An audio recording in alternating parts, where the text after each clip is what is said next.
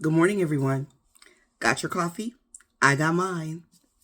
So, before I get started, let me say real quick thank you so much to Patrick and to Gilda.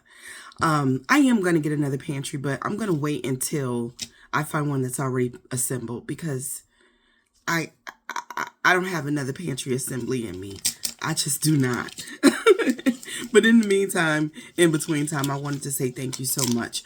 I also want to say thank you again to Jacqueline, Bill, and to Lynetta because I'm going to do another Costco order in the next few days. That one's just going to be nothing but juice.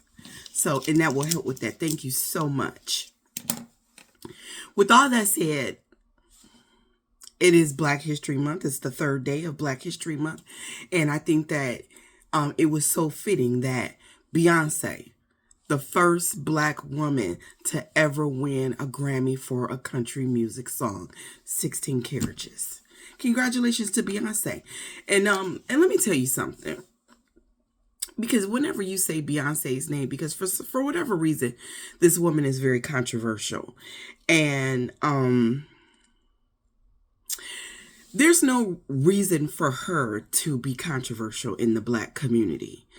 Whenever I see articles about her, you go to read the comments and racist white people hate this woman. They hate any Black woman who is not, who is successful and not serving or being exhausted or being poor, just anyone who's, more than they are. Racist white people are literally the most insecure people on the planet.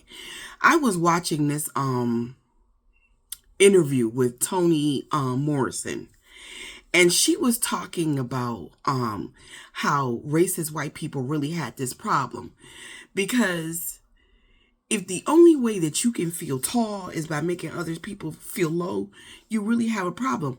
And that white America really has an issue with that they need to go somewhere and try to fix. And I agree with that. I haven't said it that way, but I have always said that racist white people are the most insecure people on this planet. And not enough Black people really do understand that in our core. However, I may feel I'm not the biggest fan, music wise of Beyonce.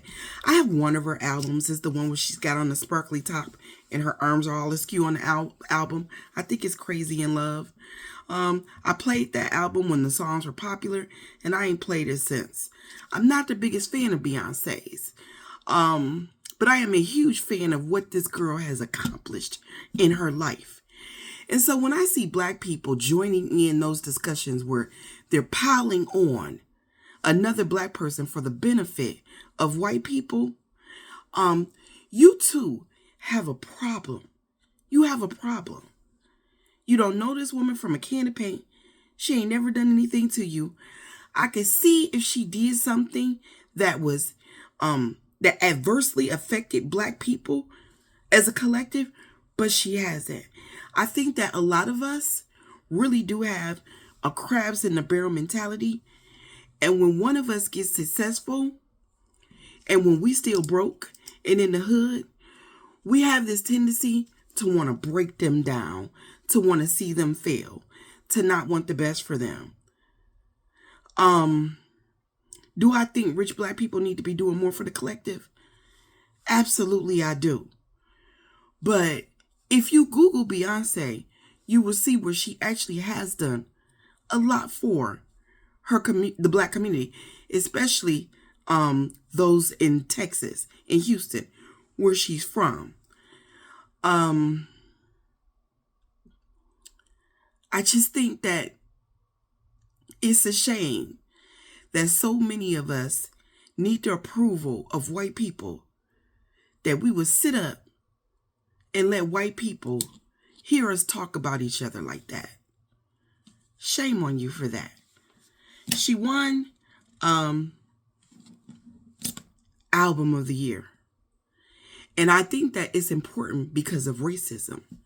Because of the way white people, how dare them, racist white people, tried to lock her out of greatness, tried to keep her from being great by refusing to acknowledge Cowboy Carter at the CMTs.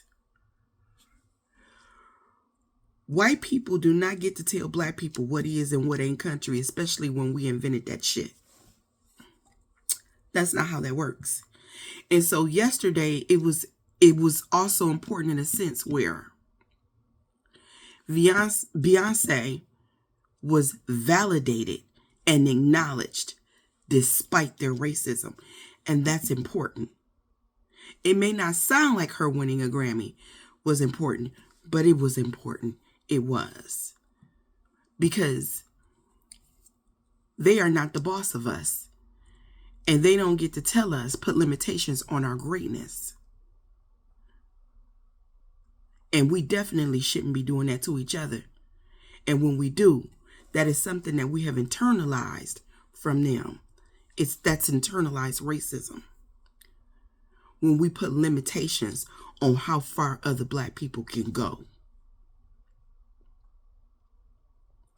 If you don't want to see black people go as far as they can possibly go in this world, in this lifetime, you need to sit down and you need to deconstruct your internalized racism, because white America still has a hold of your mind.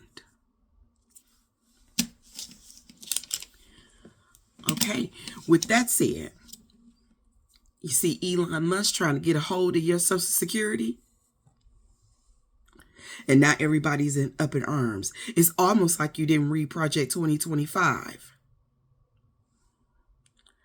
Project 2025 spelled out that they were going to go after all of those government safety nets. And it said that they were going to go after Social Security and Medicare. Project 25, they spelled it out in that plan. Auntie Maxine told us, but because we don't put enough value on other black people, and to the point where we listen when they talk, especially when they are a lot older than us. Auntie Maxine said, they're going to go after your Social Security and they're going to get it. She said that. She told us that. They are going to go after our Social Security and our Medicare that we pay into. It's not a government fund. And they're going to get it. It may not be today, it may not be tomorrow, but those of us who voted, this was one of the things that we voted against. Them being able to do this to Americans, to even threaten us with something like this. And so we have to be aware. We do. They only have a very slim margin in the House of Representatives. We can get the House back in the next election. But we got to show up. We do. Take you a break, woosah. But the midterms, we have to show up. They are vitally important. That's all that I have. If you would like to support the platform, or buy me a cup of coffee, I'll leave my Cash App and Venmo down in the comments. And thank you to Jericho for this new caftan, like the purple, and the new head wrap. Y'all have a good day. Stay righteous, be righteous, and do something nice for somebody. You see somebody struggling, and if you can do something about it without putting yourself in harm's way, then do so.